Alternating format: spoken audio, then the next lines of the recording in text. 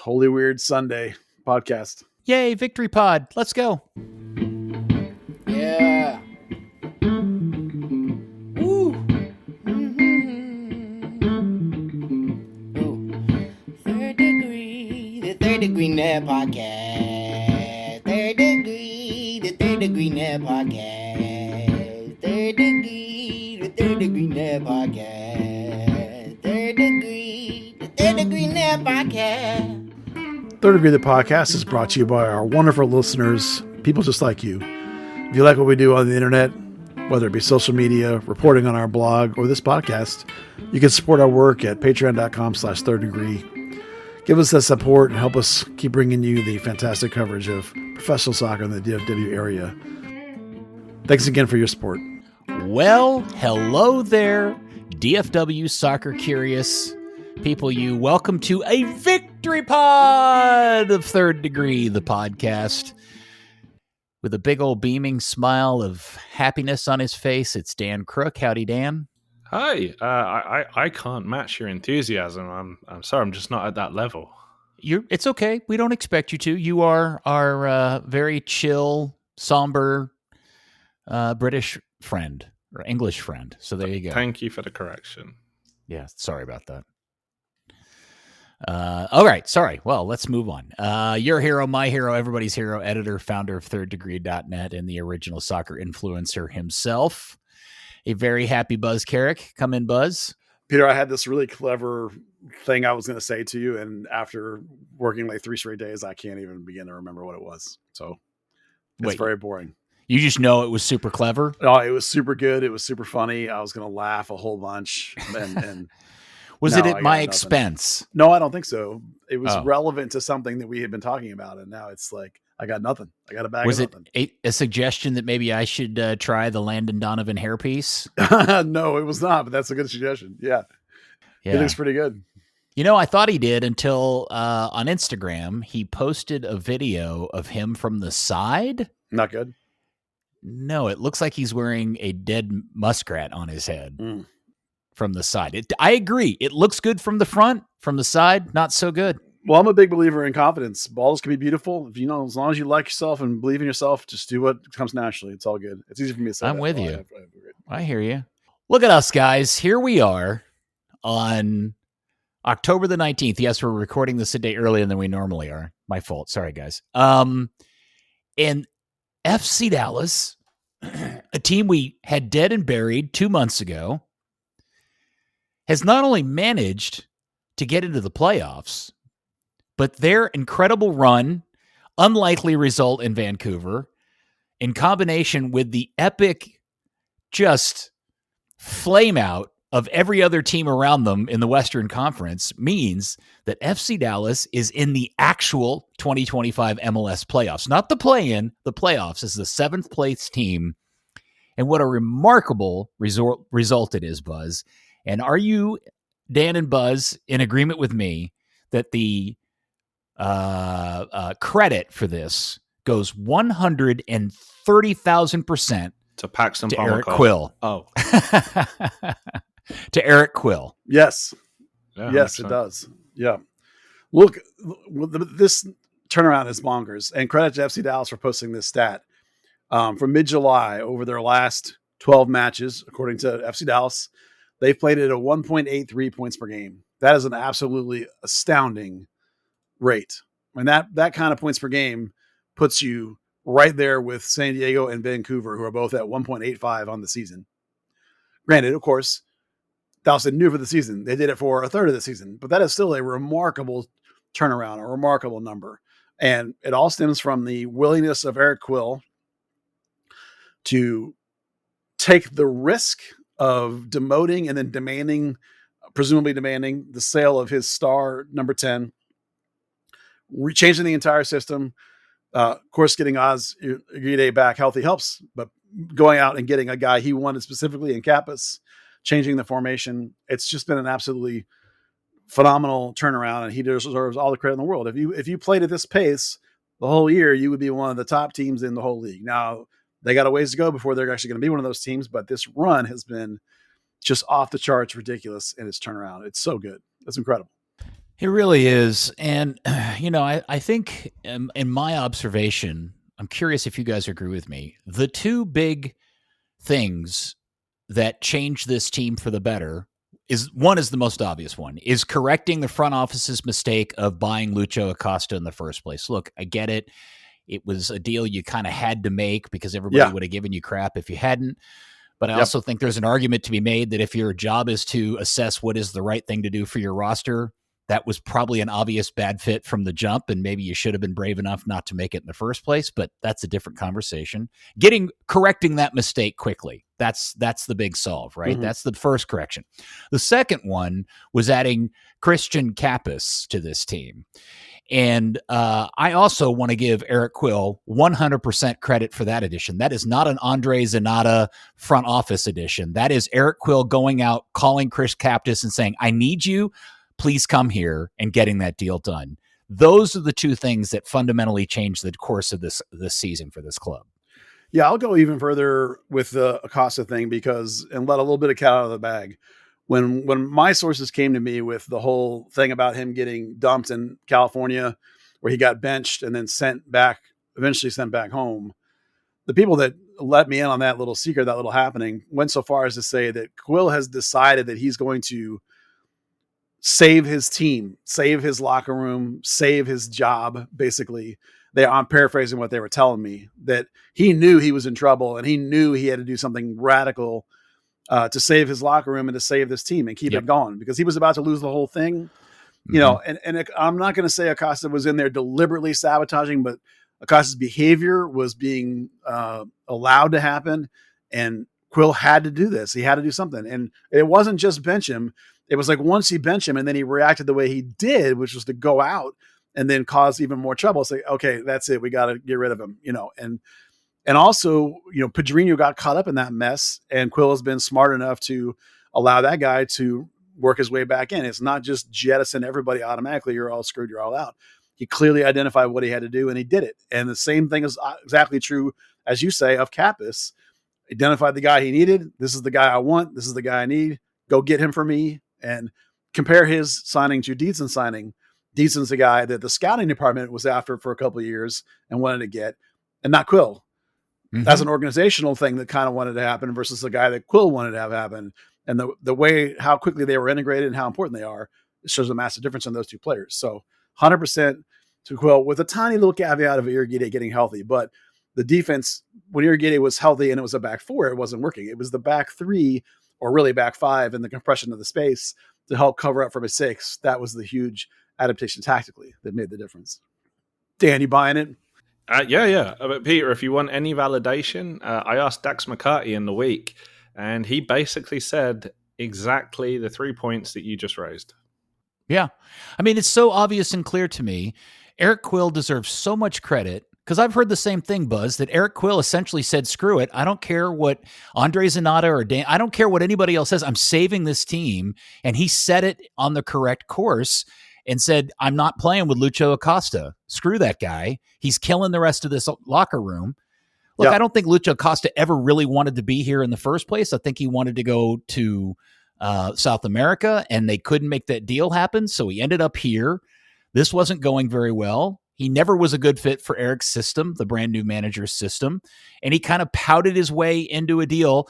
And if Andre Zanata deserves any credit, it's that he was able to finagle a deal to get him out and send him down to South America, and they got most of their money back. Yeah. So I suppose if you want to give Zanata credit for something, that would be it. But Zanata is also the same guy that signed Lalas Abubakar, who is unbelievably unqualified for this level. And really, I just want to throw things at the television every time I see that guy play for the team. So I hope that doesn't happen anymore, but we'll get into that here a little bit later on. But Eric Quill, 100%. I'm going to trademark this one. Quill will. It's the power of the Quill will. And a heavy injection of Quill will push this team to MLS playoffs in 2025. Yeah, I don't want to go so far as to make it sound like I feel like Lucho Acosta was intentionally destroying anything, but he, perhaps unintentionally, he definitely was. It was causing a ruckus on the field and off the field. And you have to give credit Quill for recognizing that that's singularly what the problem was. Well, not singularly, because we just identified there's a couple other areas too, but and being so adamant about it and being like, okay, if I'm going to go down, I'm going to go down with the dudes that we want to be here. And you remember, like in the next 2 or 3 games, every post game was about the chemistry of the guys that are here and want to be here and that are on the field is everything. And he said it like for a month. He kept saying it, and that was all you needed to know, that was the case. That's what was happening. I thought the video that the team posted of him celebrating in the locker room with the revealing the beer can out of his hoodie pocket was pretty awesome. That's a really great moment. And I just think it's great. It's a great story. I'm mixed. I don't know how you guys feel about this, because I'm also reticent to get too excited over the fact that here we are in season 30 and we're celebrating Dallas squeaking into the playoffs again. And we're not at a point where Dallas is, a super strong contender. I wish they were those things, but to get to this point, based on where we were back in wherever that 4-game home streak that they lost those 4 crazy games in a row, to get to this point is such an improvement. It's hard not to celebrate even this kind of playoff entry. Yeah, that was in week 21 was the 4th of those losses. But yeah, I think I have to give them a little leeway because, we talk about this team is a collection of seasons, many seasons that we've been here watching this. For these guys, 30. for this coach and most of these players, it's maybe last year a little bit, but a lot of them it's this year. This is a new thing for them. And they were dead and buried, and they almost did like Major League, where they didn't literally have this, but when they had the mannequin, like, we have 38 games, we got to win 38. It was kind of like that, right? This every game's the final, and they did it. And so like they've celebrated this accomplishment that they put together of even making the playoffs at all from how far out of it they were. So I'll forgive them a little bit of early celebration. I don't think anyone, including us, would consider them a real cup contender. Of course, they're going to be in any game because of their mentality, but that still doesn't mean that they have to make an incredibly hard road run to actually make that happen. But in the meantime, I'll forgive them a little bit of a celebration when they had it clearly earmarked so far out. They were 22 points out of it. It's ridiculous. It's in 12 games, something insane. That 1.83 per game is just a bonkers run that they put together. And even then, it's not as good as some teams put together when they're at the very peak of their prowess that get you to 63 or 70 or points that we've seen some of these teams get to. But, I'll give them their time and their moment, and they definitely have a we can play with anybody mentality. And, we'll talk a lot about how they're going to match up with Vancouver, but in the moment, they're going to feel like they can get on the field and go head to head with any team they face. Yeah. Well, I think it's appropriate time to kind of move into the ridiculousness of how this happened, because FC Dallas, a team that a week ago went to the last place LA Galaxy in a win and in game and got on the wrong side of a dodgy red card and ended up losing that game. And then along with not only one of your players due to suspension, but your 2 other best players or better players, one of your best player and another really guy you really need, really important guys who are now out because they have their own suspension issues due to yellow card collection.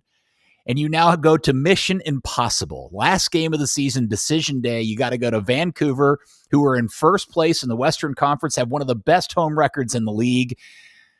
And you go there with a collection, a motley crew of backups and children from the academy, and you get on the right side of another dodgy red card decision. There's a perfect example of those things balancing themselves out over the course of a season. And they managed to win that game 2-1, and they're in the playoffs. And Buzz, you made a really good point in your 3 instant reactions, which was do the thing that you mentioned in the video about the substitutions, because I think that is such a remarkable factoid about that game. Yeah, the fact that they, in a sense, ran out of bodies, but they brought in Josh Torquato, who's 18, Diego Garcia, who literally turned 19 like 3 days ago now, and Nolan Norris, who's 20. They brought in those 3 guys, and Paxton. That's a nice bring in, but Jet was still on the bench. One knee Paxton, who can run at like 80% of his normal. So, but he did Paxton things and was Paxton in every way imaginable. But for Quill to because Quill, if you don't trust those kids, you just ride the veterans that are out there. Hey, dig deep. You're going to have to finish the game out. Nope. We're bringing in 3 teenagers, and we have faith that you guys are going to close it out. And that's remarkable. Obviously he's not to the point where he's going to start those 3 guys and go all in on the kids, but he had faith in the kids when it mattered most. And that's pretty cool. Love it. Can we all just take a moment of honor for Paxton Pomacall going out there and absolutely getting stuck in on Sebastian Berhalter and winning his 50s and winning that effing 50. It was so great. I mean, I was worried that he was going to come up with his knee exploded in 1,000 pieces, but it was still great anyway. I loved every second of that. It was so wonderful. That play was so Paxton. You can see why everyone in the whole organization is praying that he'll be fit and healthy and back. I mean, the odds are so long, but we got, if it can happen, it's going to be great. All right. Well, let's talk about the game because it was very wheels off in so many ways. I don't know how to begin this other than just get straight to the jump with Sam Sarver, the great Sam Sarver, my favorite new Burn player, who gets his first MLS start. Long ball. Who played that long ball, by the way? Caik. Good for Caik. He had a good game. Sarver gets in behind and forces a defender to run across. And look, it's a dog-so decision. I would have been totally fine if they had just given him a yellow. Yeah.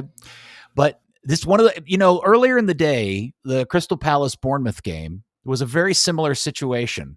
And the referee did not give the red card. He went over to the monitor. And VAR worked the way it's meant to. He watched the video and he was like, "No, I'm right. This is not a dog-so. This is not a red card." And he got on the monitor and he said, "Look, it's just a foul. It's not a dog-so." I think Alan Chapman did the opposite. I think he talked himself into a red card that didn't need to be a red card. But you know what? Like last week was dodgy. It just happened to go Dallas's way this time, and they end up getting to play a man up, although it didn't look like it for the next 80 minutes at all. Yeah, I know. Is that a fair way of describing that play, Dan? Yeah, actually. I'm really looking forward to the inside video review thing that Pro puts out. The one they did the other week, I can't even remember which it was. It was the penalty against LA or Portland, whoever it was, where they ended up reviewing it for a potential dog-so. And it was a really good discussion. You kind of really got the points why they didn't go with the card. With this one, I mean, Sarver's positioning isn't what I'd say is clear and obvious. He was, off to the side. I think the thing by the 7th angle they showed, the thing that made me go, "Oh wait, maybe this is." The keeper was a mile off his line. The next touch he had was a shot. Yeah, I agree. I mean, I could see why you would talk yourself into it. Yeah, and then you see Anderson Julio in the middle is beating his man, so it's a square ball tap in. You could easily talk yourself into it, but like say, I mean, I wonder how much of it's in the back of your mind, maybe with the at the video review center, someone's like, "Yeah, they really need a makeup call for last week because that was terrible." God, I hope not. We'll talk about that. There's an interesting note about that came out that we'll talk about the Farrington red card here a little bit later on.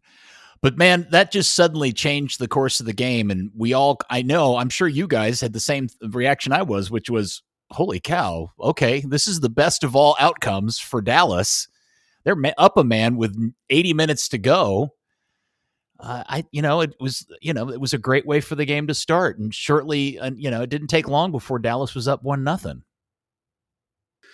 Yeah, I think you can be really positive about the way the game bounced for them. But, despite the fact that the team doesn't change its nature, like Dallas, yes, they got up 1-0, and they got the result they wanted. But even going up 1-0, but with a great header by Uriguide, by the way, yes, which is weird because he wasn't jumping at that. He jumped and then came back down and the ball still came to him. He still had it in.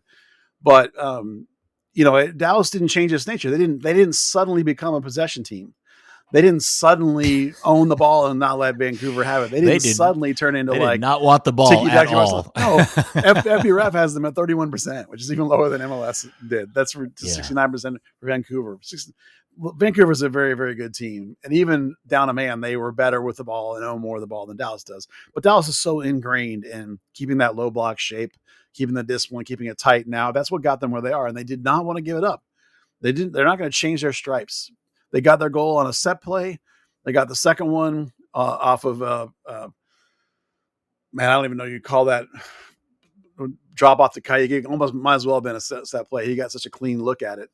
It's just, all their stuff happens against the run of play, which is fine. That's the way Eric Quill plays. He doesn't want to dribble you to death, pass you to death. When he gets the ball, he wants his team to go forward and go forward fast. And they still do that. So even though they're up a man, they're still not going to not play the way they want to play. Because they were up a man, they began to get a lot more opportunities than I think they would have if that card had not happened. I think, that would have been a completely different game, but it is what it is. And they took advantage of it, and they got the moments that came, and they delivered when they needed to. It didn't have a great offensive flow. Dallas doesn't, but they never did. It's about the work and the energy. And Anderson Julio ran himself into the ground. I thought he was either cramping or pulled something at the end of the game. Sam Sarver burned himself out. They really needed all their subs in this game, the way they were working themselves. And Quill complained to Weeby at halftime about getting outworked, but I don't know that they got outworked necessarily. I think Vancouver's just really good with the ball. And so Dallas was still having to chase it, still having to press, so they had to work really hard to make this game happen. We've failed in the first 23 minutes to mention really the star of the game, which was Mr. Collodi, who had an absolute burner of a game in the pipes. That save he made on the Berhalter free kick was because Berhalter had buried something just like that, I think, the week before. Mm-hmm. And I just thought, man, that was such a good one. The Mueller stop down, I think, to his right that he got down on quickly. I mean, that's Thomas effing Mueller that you just saved 2 or 3 shots of. I mean, that's got to feel good. What a performance from that guy. And I know on your Discord, man, the discourse on Buzz's Discord about who's going to be the starting goalkeeper for this team, not just for the playoffs, but for 2026 is a bonkers discussion. Bonkers in a good way. Yeah. Well, it's fun. I mean, it's a good problem to have. Is Martin Paz? I mean, do you sell him? Do you keep him? I don't know. I think there's a discussion we can have long run about that. But the short run is that Quill is the guy that likes to ride the hot player. He definitely seems to carry. You win, you staying in. Collodi too has great feet. And if you're going to weather the press or the high possession of the Vancouver, then you're going to need a keeper who can pass the ball around. Particularly when your weaknesses in the back are related to passing. Like, Urquidez is a good passer, but the other 2 guys are really not.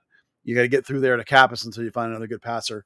And Kai can be, when he's not being marked tightly, he can be a really good passer, as we saw in this game. He had a couple of really nice passes. But Dallas, once they got ahead, they went into this, mode like they do when they are ahead and being tight. And then at that point, you need Collodi, to be a shot stopper. And, we have talked about the deficiencies Collodi has relative to Paz are those top high corners, those big, huge vertical drives across the net. And in this game, he came up on those plays and he made the saves. So like, if you felt that that's his deficiency, which relative to Paz, which I have said publicly that I think he is, well, he didn't look like that not tonight in this game. This was incredible, and Dallas had 4 shots after halftime, and Vancouver had a lot more than that. And so Collodi, bailed his team out. Not bailed him out, that's a little strong, but had a magical performance, 6 saves, just phenomenal by him. Everything you'd want. And remember, we talk a lot about if you're not the clear number 1 guy, if you're the dude that maybe is coming off the bench and now is holding the spot when the number 1 guy, air quotes, is back. A lot of how you help your team is just by being confident and letting them be confident. And that was clear, I think, in this game. Even the commentator said that not only did he think he had a better feet than Paz, he said he thought Collodi might have the best feet in the league, which is a remarkable thing to say. So that just shows you where some of that confidence comes from, his ability to pass it around. Dan, do you have a favorite Collodi save of the game? I think it's that one he got low. That was such a good reaction save. It was really good. Yeah. Fantastic. And Buzz, he was your man of the match, was he not? He was, yeah. He was everyone's man in the match. Yeah. Well, as the game was going on, I was thinking about other players. I thought Cappis had a really nice game just on the eye test, just watching him control the middle of the field. Sarver, again, his never say die mentality feeds off Anderson Julio. I thought, filling in for having to go the bulk of the game for when he hadn't done that in quite a while, put in a lot of effort. Irgide was terrific. Commentators singled him out of how great he was doing.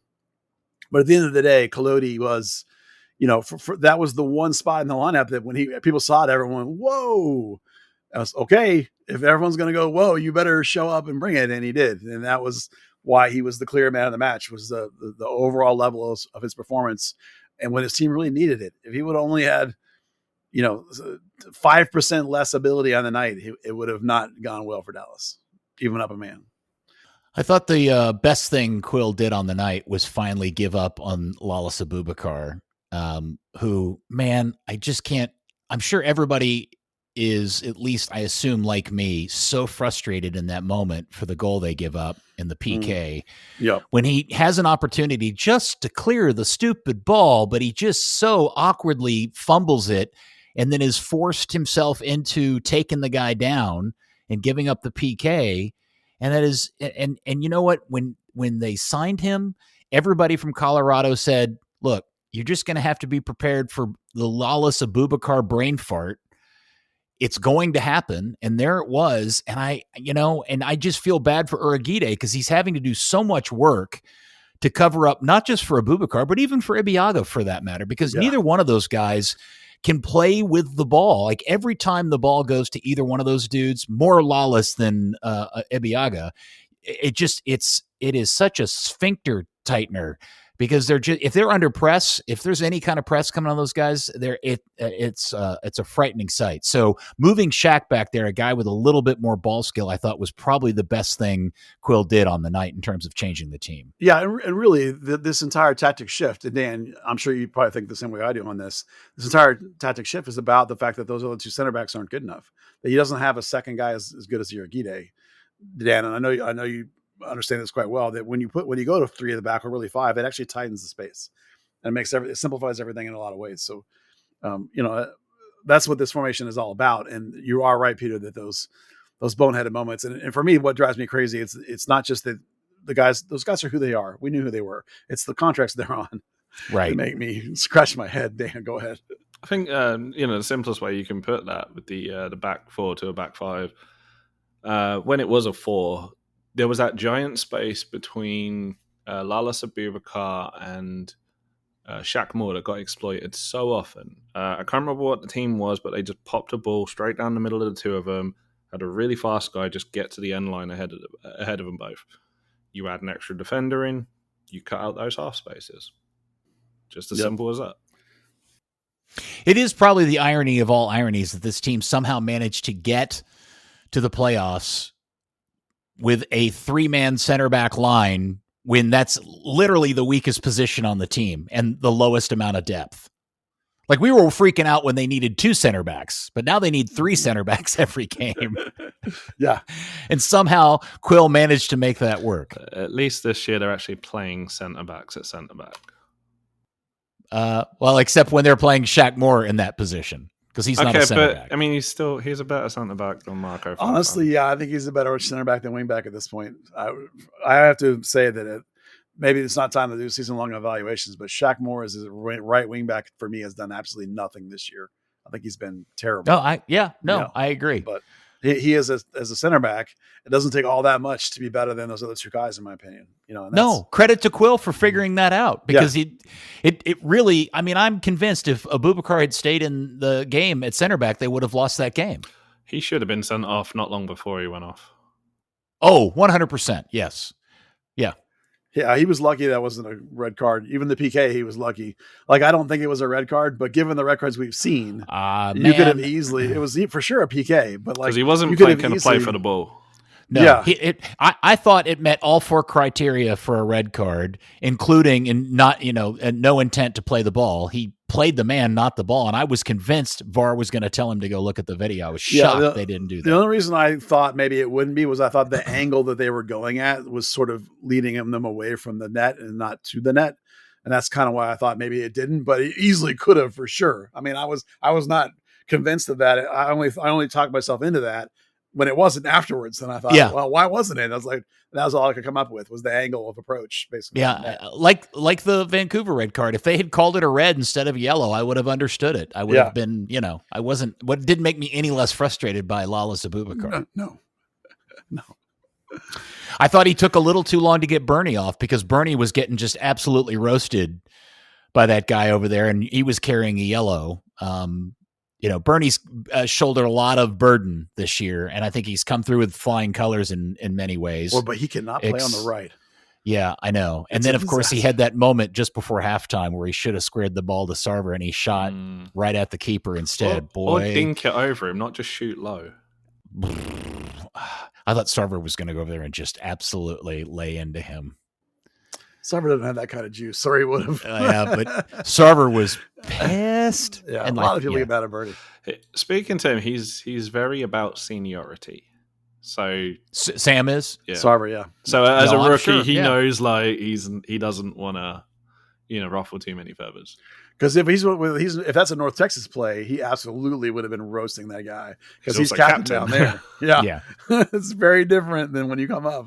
Yeah. And Sam has scored that goal how many times from North Texas? I'm sure he just slots that one in perfectly if Bernie makes the cross. Yeah, absolutely. Lots of other things about the game. Buzz, you mentioned him. I thought Christian Cappis was outstanding. Was just absolutely stalwart throughout the game. Covered so much ground. Just ran himself to death. Yeah, I haven't dug into the numbers yet, but the whole game, like every time I turned around, he was in a great position defensively or he was in a great position for an outlet. He was constantly providing people the ability to escape pressure.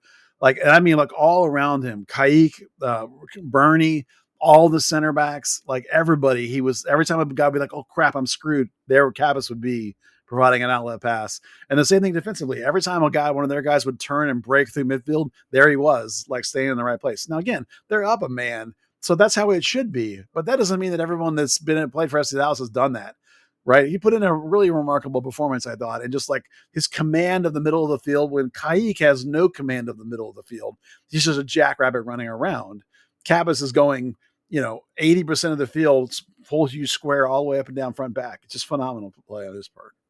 I will say, I'm still not sold that Kaik was a good purchase at $4 million. I have no idea if that guy is going to be any good or a true MLS starting quality center midfielder. But what I will say is that Christian Cappis has made Kaik a better player because he covers up a lot of his deficiencies that Ramiro could not do.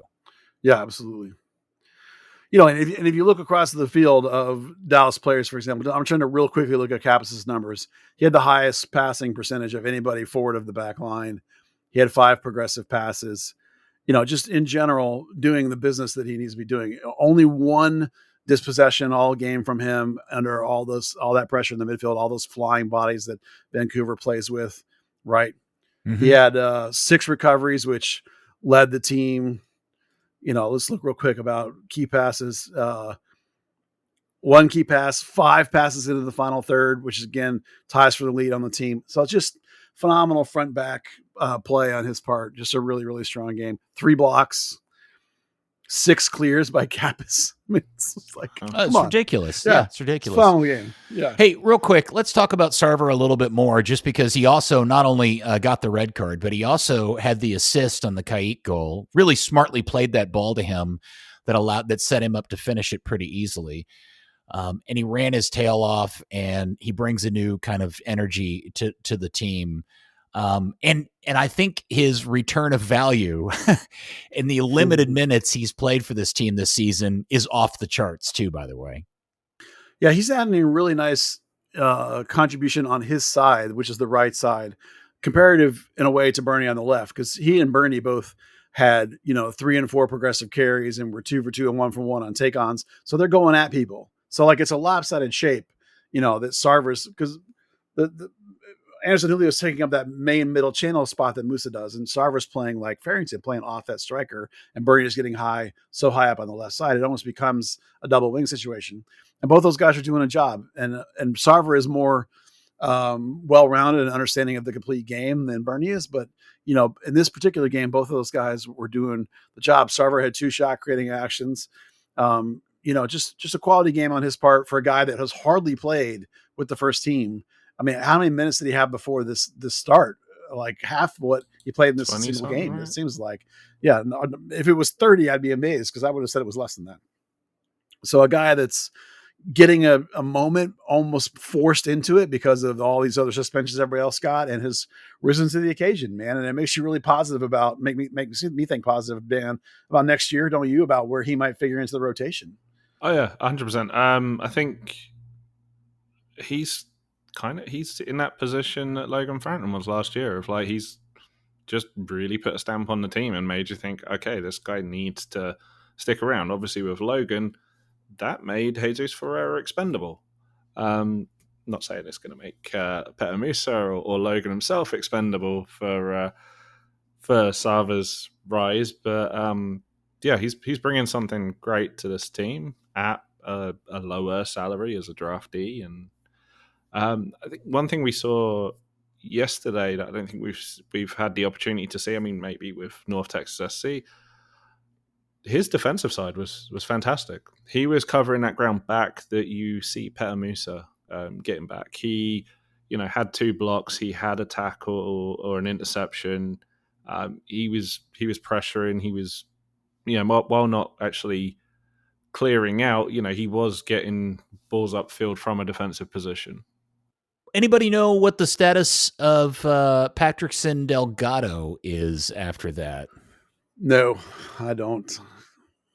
Has anybody heard what the injury is? Is it a hamstring or he a was boo-boo? Holding his hip, right? So, and it was when he turned. So, yeah. Okay. All right. I want to talk about game state for a little bit. When I was at my beer league thing today, somebody had said they had turned on the game and they're not active followers of the team. And they were like, how bad is this team that they're playing a man up and they've given up 70% possession to another team and they just can't keep the ball? And I tried to explain the context of what was going on last night in Vancouver, and the fact that Dallas was, again, as I said at the beginning of this, rolling out a motley crew of backups and kids versus the best team in the Western Conference. Even down a man, they're just a better group of guys. But I am curious about y'all's opinion on the game state. Could Dallas have done better with the ball? Could they have? I thought Pedrinho was maddeningly ineffective when they tried to play out. He just couldn't keep the ball. I thought his decision-making was really poor. I find him incredibly frustrating as a player for this team. They really, in a moment, they need a guy to hold possession and let everybody kind of catch up. He was repeatedly just too easily dispossessed. Yeah. So I'm curious if you thought the team A could have done better with that group of guys, and B, if Dallas had Musa and Ramiro and Farrington and their complete collection of guys, meaning Shaq's playing in the back and Ramiro's playing on the right, would that game have played out significantly differently last night? Or is Vancouver's roster, if best 11 versus best 11, Vancouver's roster is just so superior and they're such a better team than Dallas that it probably would have played out similarly? Well, Vancouver's roster is better than Dallas's, that's for sure. But it would have played out similarly, but not because of that. It's because of the nature of these two teams. FC Dallas is not a possession team. Like, people often don't understand necessarily that in the modern game, particularly in the last several years, a better team doesn't always look like Man City or Barcelona. A better team doesn't always outpossess you. And I will think of the most famous example I can think of right now, and I'm not saying that this is who FC Dallas is, but the famous, Eurosnob example is Nottingham Forest, which last year finished 7th. Peter, correct me if I'm wrong on that. But they only had like 30% possession or something insane like that. Right. And they just get forward in a direct vertical sort of way. And FC Dallas is the same way. Dominating possession doesn't mean anything anymore, right? Whether you're a press team or a counter press team or a team that sits deep and then gets forward with quick, not necessarily over the top direct play, quite like Nottingham Forest, FC Dallas does it more on the ground, but it's still very quick and very direct getting forward, right? They often play a very sprint up style or play quick passing combinations. They don't want to maintain the ball for a long period of time. They want to wait for you to make a mistake and grab it and get at you before you have recovered.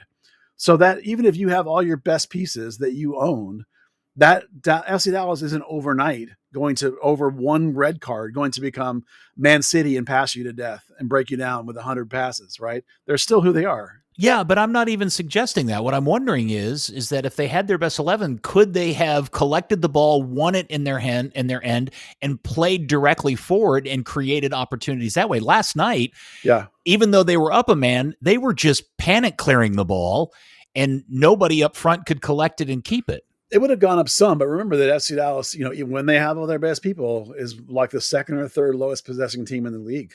They just don't do that. They would have had more concrete chances, perhaps. They might have given up a few less chances, perhaps.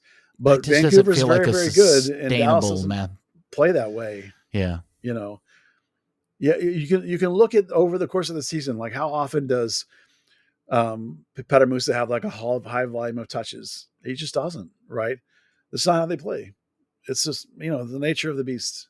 It's very important for them to have good clinical finishing because they don't have a high shot volume opportunity. It's all about getting in good places, good chances. I'm not sure we really want to talk about best 11 versus best 11 because Vancouver was without Tristan Blackman, Ryan Gold, Brian White. Their best 11 was not present. Yeah, they're a lot better than Dallas on paper. On paper. Yeah, and we'll talk about that here because obviously Dallas is. I think Dallas actually had said that no matter what the results were this weekend, Dallas was going to end up playing Vancouver. If they got out of the play, like they were going to end up playing Vancouver, whether they got to the 7th place or they got out of the play-in round. Because if Vancouver had won that game, they would have been in first. And if Dallas had won the play-in game, they would have played Vancouver in the first round anyway. That sounds right. Yeah, I think that's how it worked out. So, speaking of finishing, I just want to take a moment to toot our horn that we all season, or for the last half of the season, have been saying 42 points. 42 plus points, and Dallas ended up with 44. If they would have ended on 42, they would be exactly in the same spot. They would be 1 point ahead of RSL. They would be in 8th instead of 7th. So that 42 was indeed the number, because 42 would have put them 1 point ahead of the three-way tie of RSL, San Jose, and Colorado at 41.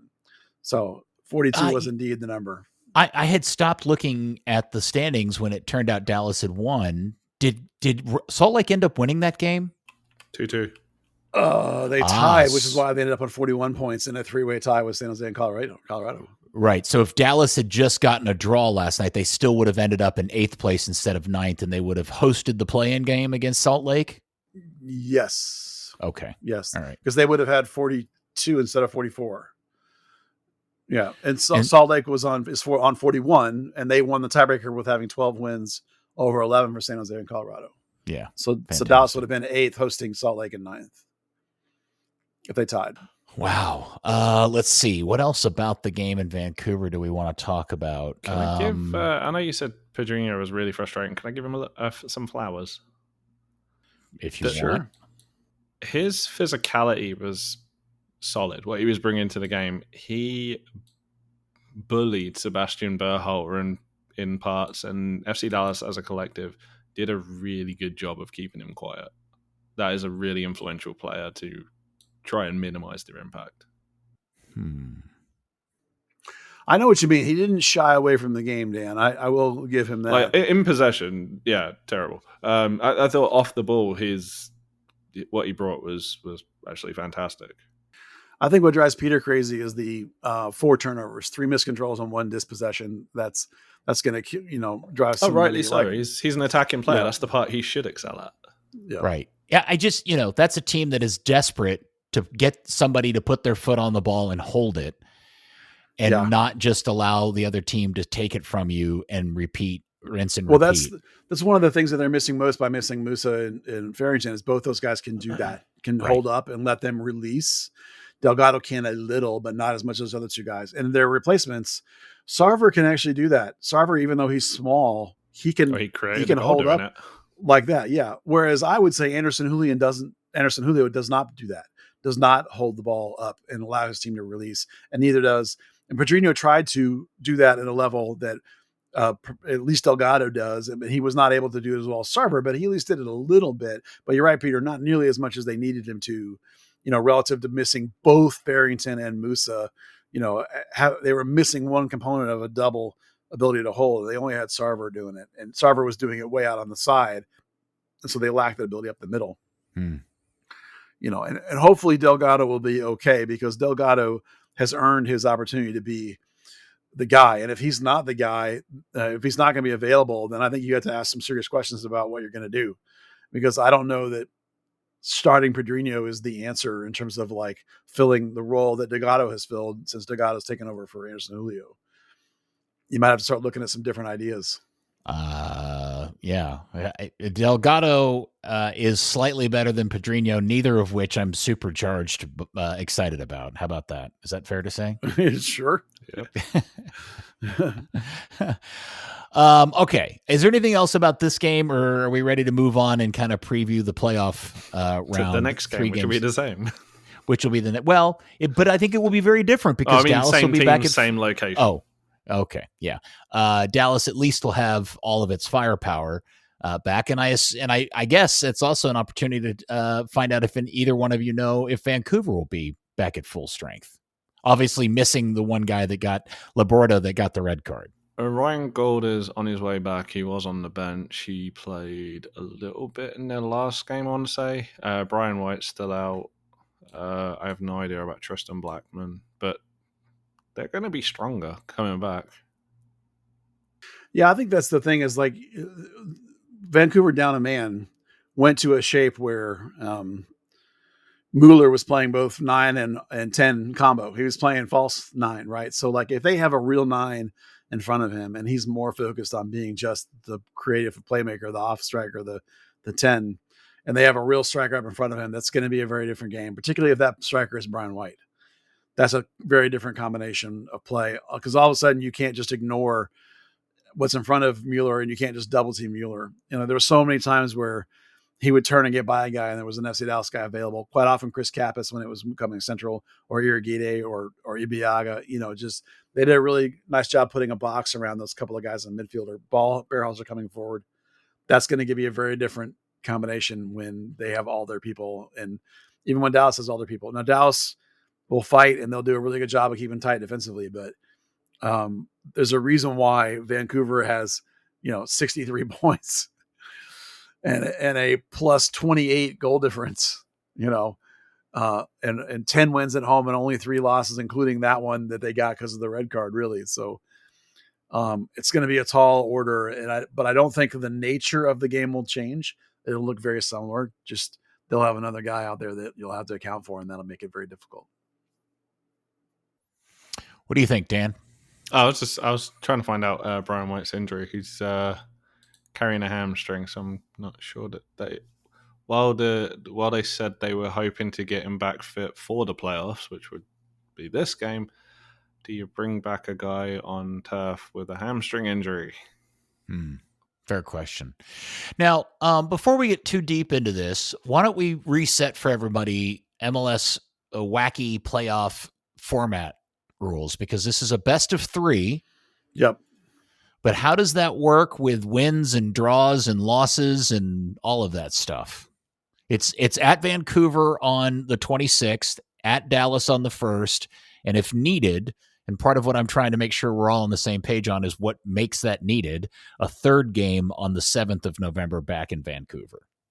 Yeah, they're playing it the kind of modern way of screw extra time. We're going straight to penalties if there's a tie. First to 2 wins. Makes it nice and simple. No tired legs. So at the end of game 1, if that game is tied, it doesn't draw. They go to PKs and decide a winner. Absolutely. Same thing for 2. So okay. All right. Do we like this? I don't know if I like that. I do. Because the last thing you want to do is have 3 games where suddenly you're playing basically a 4th game in it and then go on to the conference semifinals dead on your feet. All right, fair enough. Yeah, because they changed that because you could have teams that were like just tied a couple of games and got through. and you really want people to win games. I mean, you remember that that first year they brought in the away goals rule, and it's been such Seattle played the most boring 0-0 to knock Dallas out. Yeah. Yes. Yeah. God, they've changed the format rules so many times in 30 years.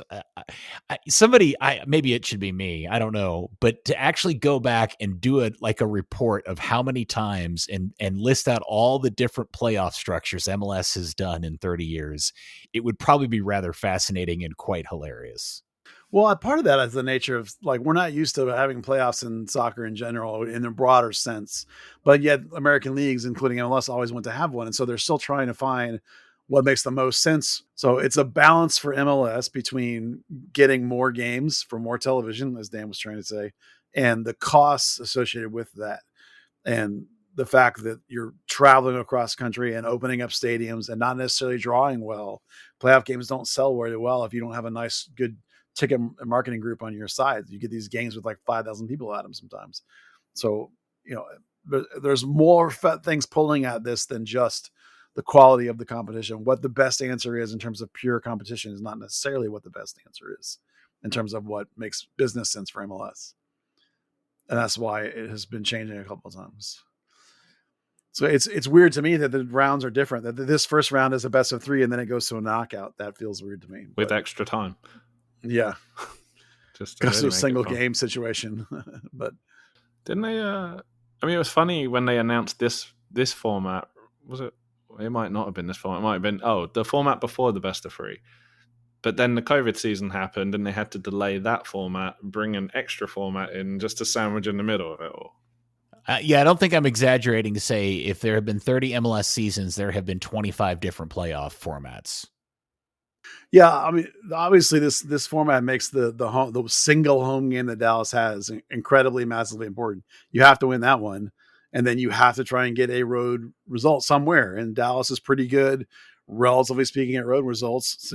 Vancouver's better at home results, but if anyone's going to be able to go somewhere and get a road game, it's this Dallas team.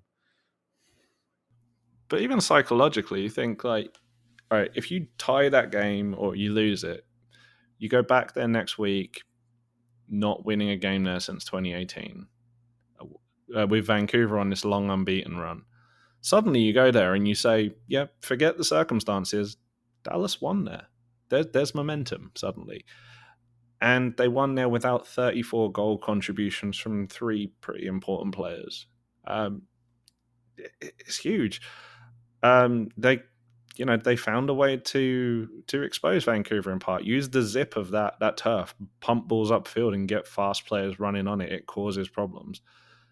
I think there's a few big decisions now. Do you stick with Collodi after that game?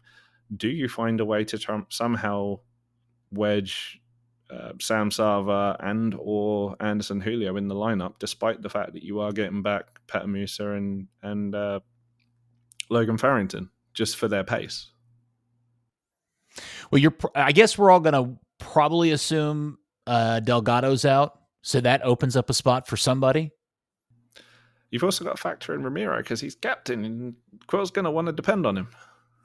Well, Ramiro being back, I think, is easy. You put him back at right wing back, and you put Shaq Moore back at left center back. Yes, please. The team is better with that combination. And then you have to. The real question is, Peter Musa is a no-brainer. The real question is, has Sam Sarver done enough to keep Logan Farrington out of the game, out of the starting 11? And I think that I'm of two minds about this. One is that Quill really likes to ride the hot guy. But again, Sam Sarver's played like one game to this point, and Logan Farrington is a big part of how you got here. On the other hand, if you're right and Delgado's out, I don't know that Pedrinho is necessarily the answer. The answer might be Sarver as a second, like off striker kind of guy, and he and Farrington, because Farrington likes to drop back too. So those two guys sort of take turns dropping back or being the high agitator. Not Anderson Julio? No. I thought Anderson Julio was okay, but Anderson Julio was filling the Peter Musa role. And the question is, did Sam Sarver do good enough to keep Logan out? Or if Delgado can't go, is Sam Sarver good enough to start over Pedrinho? Because Anderson Julio is not going to fill the Delgado role. Delgado's the underneath guy, the 10 in your 3-5-2. But if you put Sarver in there for him, you can go vaguely like a 3-4-3-ish kind of thing, which I'm not super excited about because it does change the tactic a little bit more, but I'm not sure Pedrinho gives you enough by himself that you wouldn't get more out of Pedrinho, out of Sarver and Farrington, sort of taking turns being up and back, and the chaos that would create and put Vancouver on a little bit of an off footing, perhaps. They know what they're going to get out of Pedrinho. If they see that guy, they go, "Oh, we got that. We're going to bottle." Bearhalter's going to eat his lunch, in an 11v11. Whereas Sarver might be mobile enough and crazy enough that combinations of him and Farrington moving in and out would be very different. What's happened to Sebastian Lletget? He just can't really go 90 minutes anymore. It's just not quite fit. Could he start that position? Yes, but if this is like when I suggested him at wingback, you could, but you automatically 100% know you have to sub him out. And by doing that, you've handcuffed yourself slightly. He can't go 90. So like by starting Lletget in that spot, in my opinion, you start Lletget in that spot, you handicap yourself in terms of taking away a sub automatically. I don't think he can do it. But you'd probably have to end up subbing Sarver too. Yeah, there's a difference between probably and for sure. A question. Did Sarver end up playing for North Texas? No, they're playing right now. Okay, so he's not in the 18? No. Okay. No. He's not. I'm double checking, but he's not. No, they took Garcia, Alvaro, and someone else, I want to say. Okay. Well, it is fascinating. I guess the question is, Buzz, how do you feel like a fully loaded minus Patterson Delgado burn line up against Vancouver? Well, in the long run, not very good. For one game, I think that they could probably, hold their own and compete and maybe win a game. But the problem is you have to do it 2 out of 3, and that's going to be virtually impossible because there's a reason why Vancouver has 63 points. They're very, very good. Dallas can compete and win any individual game, but after a while it adds up. And I just think that they have too much talent on that team. And the fact you'd have to play there twice, and Vancouver always gets a friendly referee situation in Vancouver. They play very physical. They play through the ball. They play through the man, and they don't get calls because it's in Vancouver. I don't know why it's always true. So it's probably just the nature of being the home team. I don't like their chances over 3 games. If it was 1 game, I think Dallas would have a better shot than they do in 3 games. And 3 games makes it worse. 3 penalty shootouts. Yeah. I actually don't necessarily like their penalty shootout chances either. That's kind of when you want pars. Although they said Collodi was really good for North Texas. Collodi's pretty good at him too, and I'm not worried about the keeper situation. It's more about having 5 players that can score. Yeah, being good at PKs, taking PKs as much as anything. They don't have a bunch of clinical finishers. So I worry about the big picture. I really think that you got to get this first game up there. You got to surprise them, and that'll be tough when you just played them. Because if they win that one and they come down, even if you win at home, they're going to feel really good about going home and playing that third game at home. Because in order to beat them, you have to win. One of these 2 games in their park, and you just won a game in their park, so you have to basically win 2 out of 3 in their place to beat them and go through.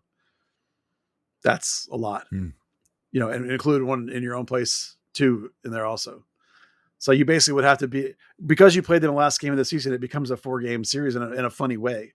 So you'll have to beat them 3 out of 4 to go through. That's true. I hadn't thought of it that way. It's a weird way to think of it, but that's going to be very, very difficult to do because they're going to get to know you, and they are better than you.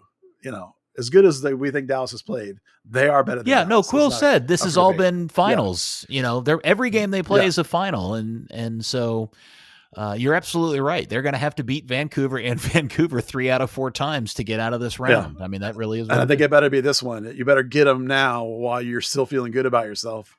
Get up there and punch them in the face, and then come back and win your one at home, and then. Because I think it looks really bad if you have to go up there for a 4th one. Yeah. You're real I think, and this is not the episode to do it. It'll happen after the season's over. But I am very much looking forward to everybody's attitudes and opinions and observations about what 2026 looks like for this team. We have a lot of time to talk about that. We do. We do. Yeah. But this changes I mean, we've talked about the impact of the team making the playoffs and the potential of that being potentially a negative thing because the club thinks that they had success this season, and what does that mean in terms of who they need to go out and replace and how much money they need to spend? Well, you should have already decided that Quill was your guy. You should have already decided who on your roster you're keeping. Like, they shouldn't have known last window who they were keeping and not keeping for the next one. And the 10 games we've had since that window closed is not going to change your opinion about who's sticking around, who's not sticking around, and what your holes are. And we just talked about the tactics being changed for the whole back end of the season because of the deficiencies, and why that is. Well, look at us. Here we are, FC Dallas in the 2025 playoffs as the 7th seed, children. I can't believe we are actually here. Based on all the conversations we've had week in, week out for the last however many months it's been. This is a remarkable turn of events. And again, 100% credit to Mr. Eric Quill and the power of Quill will. Let's move on. I know it's cheesy. Just roll with it, Dan. That's good. Dan, we're looking forward to your report from the Cotton Bowl as Dallas Trinity hosted Club America for the State Fair Classico and lost 3-1 in front of a sizable announced crowd. Yeah, 22,838 was announced to break the record for a women's soccer game in the state of Texas. A little bit. Let me think. It was what was it? It surpassed the largest crowd for a pro women's sporting event in Dallas, which was the Indiana Fever playing Dallas Wings last year with Caitlin Clark. That was 20,409. Mm-hmm. I think the only thing they fell short of was the largest attendance of a professional women's sport event in the country. They really impressive crowd. It's funny, like Toyota Stadium, I can tell you like what an announced crowd is versus what a butts in seat is. The Cotton Bowl is so weirdly deceptive with the size of it. I couldn't really tell you exactly what it was, but it was big. I wouldn't be shocked if it really was 20,000 people, despite the rain, despite the fact the State Fair was actually batshit crazy with it being the last weekend.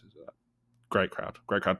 Predominantly Club America, obviously, but really good to see. Yeah, that's what I was curious about, was the makeup of the crowd in terms of supporters. And I guess the question is, can Trinity be successful in converting some of those Club America supporters who are, I'm assuming, all Dallas-Fort Worth, the majority of them at least, Dallas-Fort Worth residents, into becoming Dallas Trinity fans? I asked Charlie Neal that after the game, and he kind of dodged it to a degree. Just, kind of gave the proper answer of, I hope that the identity of the team and everything else just kind of goes to show what Dallas Trinity is. I'm sure a bunch of people went there that had never heard of that team before they saw the advert for Club America. So, yeah, I mean, there's Trinity does a good job of using like Hispanic culture in elements of the club. So, hopefully for them that resonates, and this isn't just like a big one-off revenue bump, that it is something that helps grow that crowd. So, for the league, it's an impressive crowd. I think they had the second highest attendance last year. So if they can grow that and become the first, that'd be amazing. How was the game itself? Unfortunately, I told everybody last week I was going to the game, but that was based on the fact I saw your credential. I know. Well, here's the thing. So we originally were scheduled to do our kick-around show early on Saturday from noon to 2 instead of 2 to 4, and then it got shifted because of SMU football and Stars hockey. We got pushed back to our normal 2 to 4 slot. So I was still on the air when the game kicked off, and the idea of trying to get down to the State Fair and all that, it would have been halfway through the second half by the time I got there. They delayed kickoff half an hour just for you. Just for me, and I blew it. Well, that and the weather. Okay. Mostly the weather, but also Peter Welpton. There was like a thing on the Cotton Bowl video board. We're all waiting for Melonhead to show up. Tropical Storm Peter. That Yeah. dude with the flag just running around like crazy. I was back home trying to find the old Inferno flag of greatness to unfurl it out at the Trent now. So I'm sorry to make. So how was the game? Was the game good? The first half was not particularly good. So interesting. Okay, so start with a positive. If you compare the game against Barcelona last year, Dallas had more possession in the first 15 minutes than they had in the entire game against Barcelona. Wow. Okay. They competed. Club America is not a slouch. They beat Orlando Pride 2-0 in the CONCACAF W Championship a couple months back. They played a pretty strong lineup. They only played in midweek anyway, but I think half the team were starters. The other half, I mean, there were no reserves. Everyone was a starter or a normal bench player. It was a fairly small bench too for both teams. They played it pretty much in line with league matches. Definitely dominated play early on. The 3 goals really came from bad mistakes. There was a really bad giveaway by Amber Wisner on the first. She was dispossessed, poked it straight through to Stephanie Lubert for virtually a tap in. There was one. The other 2 were basically mistakes by Sam Estrada.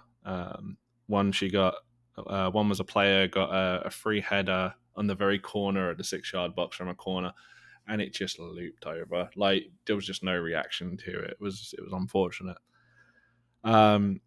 Substitutes were great. Celie Strawn came on middle of the second half. She was fantastic. She got the goal, back post header. Caroline Swan was fantastic as well. She should have had a goal. She had a couple that were just blocked just shy of the line, like absolute laser beams. I think, if North Texas can turn around the game right now, then there's potentially a very good week for that family with Caleb starting for North Texas. Second half was really good. They grew into it. I think they actually had quite a bit to take away from a friendly, which is rare. So that was nice. Halftime entertainment was a little weird. They had Joey Chestnut doing. They crowdsourced what he was going to eat against a bunch of random people, and someone came up with, I guess, enough people voted for the crab and mozzarella arancini, the one that won the best savory food this year. Gross. So he got, in 4 minutes, he ate 114 of those, which I calculated to be $580 worth of food, or about 17,000 calories. Jeez. Does he immediately just run around behind a wall and just vomit everywhere?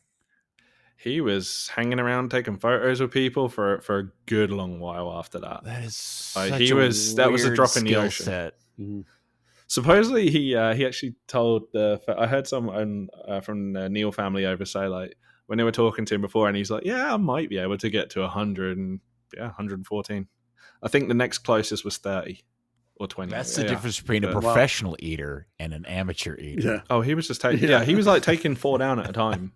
It was really funny because they had kids with the little flip numbers, and when he hit 100, this kid just lost it. He could not, he was like, wait, I've got 3 now? What do I do? He's like flashing up 900 and then 9, and yeah, it was interesting. It streamed on Victory Plus for free, and they took the stadium feed, so you could technically go back and watch it if you wanted to be put off eating at State Fair ever again. Yuck. No thanks. Weirdly, Fulham's mascot was there, their little badger. No idea why. Fulham? They do eating? Yeah, Fulham. Yeah.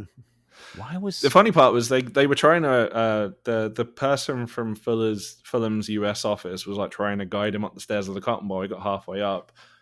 I guess it's not even that steep, but just really struggled and had to go back down. It's too hot.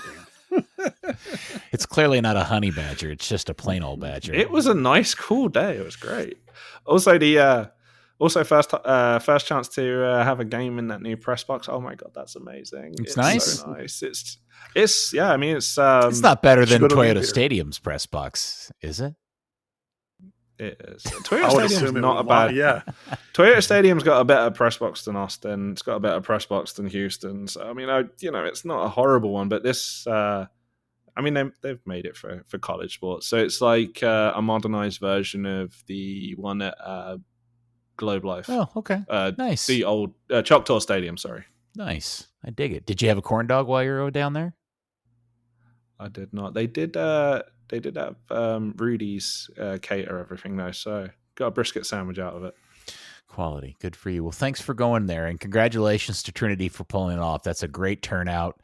And I wholly hope for their sake they're able to convert some of those people to their own season ticket holders and fans. One nice thing as well is they had all the they printed up the shirts with the little State Fair Classico yada yada yada. It was good to see Lexi Misamo in a full kit doing a jersey swap with Bruna Vielma. No, was it Bruna Vielma? Yeah, it was. Good. So that was encouraging. And to see her jogging across the field was nice too. How were the special kits, Dan? The one-offs they had, Trinity? They didn't. They just didn't had wear their those? regular. No. They didn't wear the black and red thing? I thought that was a game kid. So, no, that was, they did that for warm-ups. That was Chilangos did a sponsorship with them. That's what that was. Oh, I thought that was a game jersey. I was like, okay, wow. They looked really sharp, though. They had the kid mascots wearing them, too. Yeah, it was black and red stripes. I have to see that. So, by the way, Trinity is in 6th place, and I just wanted to point out that they've played the least amount of games in the league, and Spokane has as many as 10, but Dallas is -7 goal differential, which is not really good. Their offense is not putting it together, and their defense is letting in too many goals. So, like, they were in a good position maybe 3 or 4 weeks ago, but right now they're in not very good position, and they have a week off for their next game. So they could be even further behind in games played than everybody else. Well, we know from last season, things can change very dramatically from the first half to the second half, as it did last year. They're also going to have a really home-heavy schedule towards the end with this with the road stand. And they might have a Missimo heavy schedule if she ever plays again. Hopefully. They got to figure out how to use that then. Yeah. All right. Well, if they're going to play this shape, it's obvious where she'll play, but I don't know that they'll necessarily keep playing with this shape. If she's been out so long, they'll have to rethink a lot of things. Moving on, North Texas was off, but they are playing as we speak. We've mentioned that. 2 down. They're down 2. Is this a one-off at one and done kind of deal? What's the structure? It's one and done. It's a straight knockout. This is the one game. They're the lower seed. They're on the road, so they gotta win this game. This was the they got a little bit of rest at the end of the season, and then right now they're down 2-0, and it's not going. And really they don't well. have Sam Sarver. For an hour, they've had 2 shots. Oof. Yeah. Well, let's understand that the town is the second place team. I think it's second or third. They're pretty good. They have quite a few nice players, and North Texas, is missing Sarver, of course, their captain and their leading goal scorer, tied for 1 goal behind the Golden Boot winner in the league. So that's a big loss for them. And like we said in the last podcast, if Sarver's helping FC Dallas, they don't give a shit about North Texas. So that's a big shoe to fill for them, and they're playing some kids. They've got, Diego Garcia and Contreras is 17 and Hernandez is 18 starting up front. Swan has just turned 18 like a month ago. They're playing a whole bunch of kids, which is good. Right. So it's okay. That's what you want. If they don't win, because they're playing the kid. Essel's back, who's John Gall's favorite player. He's back. John Gall's favorite player. Second favorite. Yeah, my bad. Second favorite player. So Alvaro's gone, apparently based on our Discord, Alvaro's gone down there and plays like crap like he does for North Texas, even though he's great for FC Dallas. And then for me, C-State's a bit of a weak spot.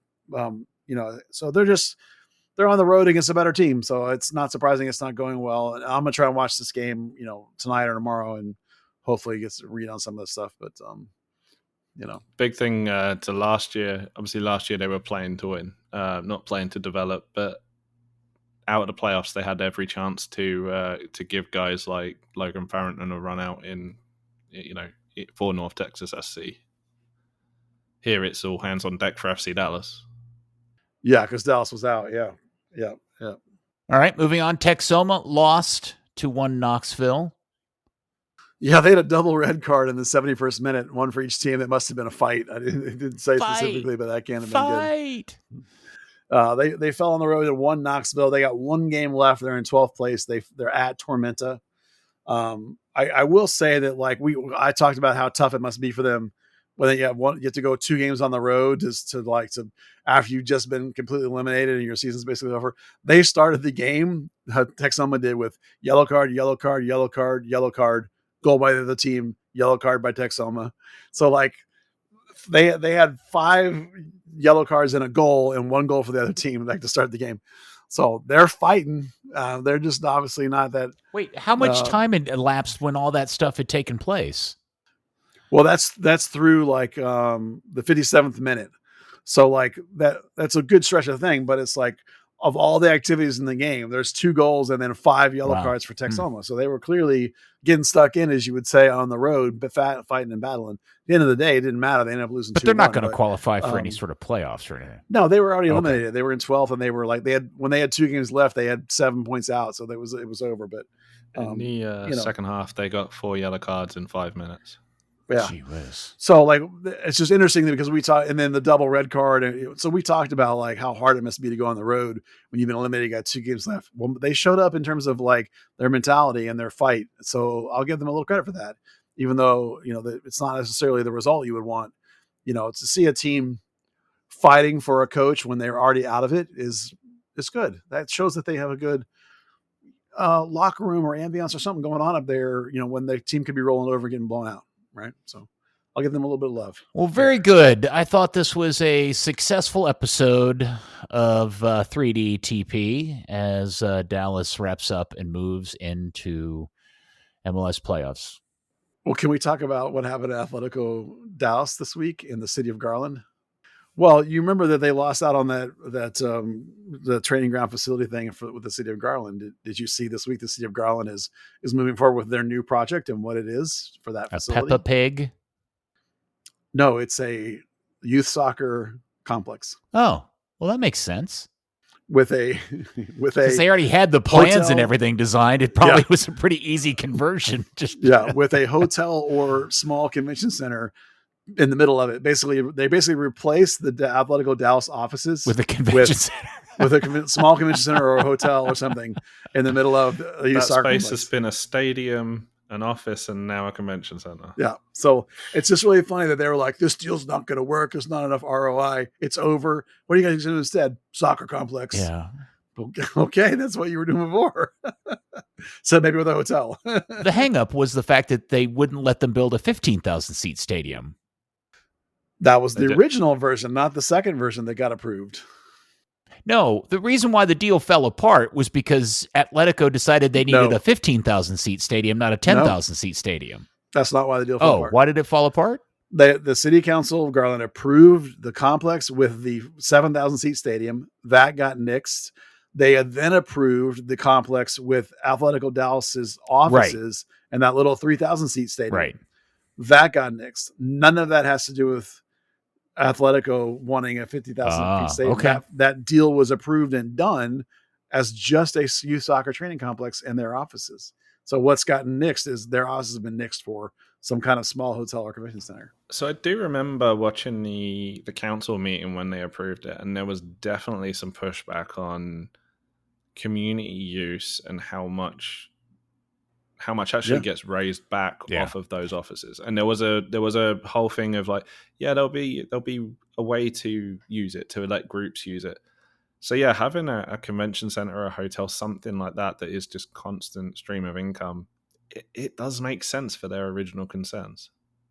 It's just interesting that it's almost as effectively this, in many ways, the same sort of thing, but just tweaked for more help, more specific use for the city of Garland. And forgot the people that kind of burned them to get in bed with the city of Dallas. Well, that's a different question. But it's just funny they ended up being the exact same thing.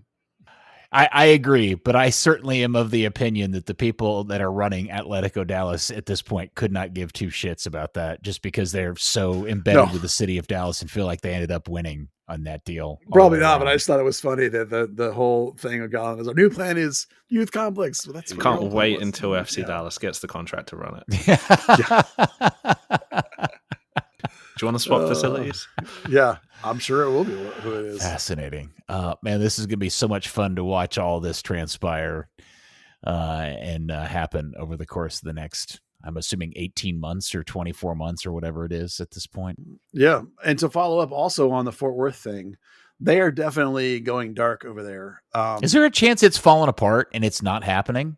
Yeah, there's a chance because people in the business have reached out to me and been like, hey, have you heard anything? Because they've gone dark to us as well. So like, it's not just like us as media that are getting like a darkness and no response and no activity. It's like across the board. Like we've said that we thought there was going to be an announcement by this certain date and it didn't happen. And just this week, somebody that's in the USL sphere was like, hey, what's going on over there? Those guys have gone blackout. I was like, yeah, I mean, your guess is as good as mine, man. So either they just gone super secret top, close it all down, no one's going to know nothing, or it could be in trouble. You know, the last thing we know is that video we found of the plans for the Farrington Field renovation with the architecture firm that's redoing that stadium. That's the last thing we found that we knew was, and that got, as soon as we found it, it got yanked and turned private. Right. Oh yeah, for sure. Sort of giving away that it was real. Not that we didn't believe it was real before because it says Farrington Field on the roof, but you know, since then it's gone super dark out over there and we're not getting anything out of it. So either super top secret it's going to be announced soon or super top secret it's going away. So hopefully somebody somewhere will know eventually and tell us something. So yeah, the whole thing about me being excited about USLC coming to town is the fact that there's this idea that Dallas is going to have a team and Fort Worth is going to have a team. Yeah. And how it all will work with hypothetical USL Premier and all that stuff. Absolutely. And venues and the Fort Worth side apparently having a Super League team to compete with Dallas Trinity as well. Yeah. So like, you know, the landscape, it's going to be for us as observers and followers and reporters, it's going to be absolutely fantastic. We're going to have so much fun, but in the meantime, in some ways we're just as curious as everybody else about what's going on over there. So. Outstanding stuff, fellas. Dan, thank you so much. Thank you. Two things quickly. What the World Cup draw, the watch party has been announced for Friday, December 5th at 11 a.m. at Billy Bob's. They're calling it the World Cup draw experience. It's just a watch party, I guess. But... Okay. And there was kind of a cool Discord moment or soccer moment in general. Jacob Jackson had his fantastic game off the bench, making the 11 or 12 saves or 15 or 99, depending on what stat provider you use. Topps had made some of the limited run of Topps Now cards. Small problem with that. Jacob did not have the chance to get some for his family. So specifically his, I think it was his mum and his grandpa. So Brandon Whelan off of our Discord managed to get some for Jacob. Met up with him. FC Dallas invited him down to practice in the week. Took his kid, who is named Jackson, and got to get the full experience and some Jackson and Jackson photos and all that good stuff. So nice feel good moment. That's awesome. Good on Brandon Whelan of the Third Degree Discord. See all the good people that are in there? Yeah. Just quality people all the way around. If you're not, you should too, for only insert number a month. All right. Third Degree, the podcast, is brought to you by our wonderful listeners, people just like you. If you like what we do on the internet, whether it be social media, reporting on our blog, or this podcast, you can support our work at patreon.com/Third Degree. Give us that support and help us keep bringing you the fantastic coverage of professional soccer in the DFW area. Thanks again for your support. Sorry, I tried the dismount, and I didn't ask you guys first if you had other things. So Dan did. Buzz, you got anything else? Well, we did it. It was the Atletico Dallas, Fort Worth USL things and stuff. Yep. Oh, okay. All right. Very good. I'll try once again to dismount. Here I go. Flip. Dan, thank you so much. Good job. Excellent stuff. Thank you. Excellent reporting live from the Cotton Bowl. Buzz, thank you so much. Hey, thanks for being here on a weird Sunday night. You're season 30, man. We're in the playoffs, dude. Well, 30 for them, 28 for me. Okay. You're nitpicking there. Just say 30. Just go with it. You followed the team for 30 years. I worked on MLS in 96. Sure, absolutely. And thank you, DFW Soccer Curious You. We will be back next week. Playoffs, baby, of Third Degree, the podcast. Extended season.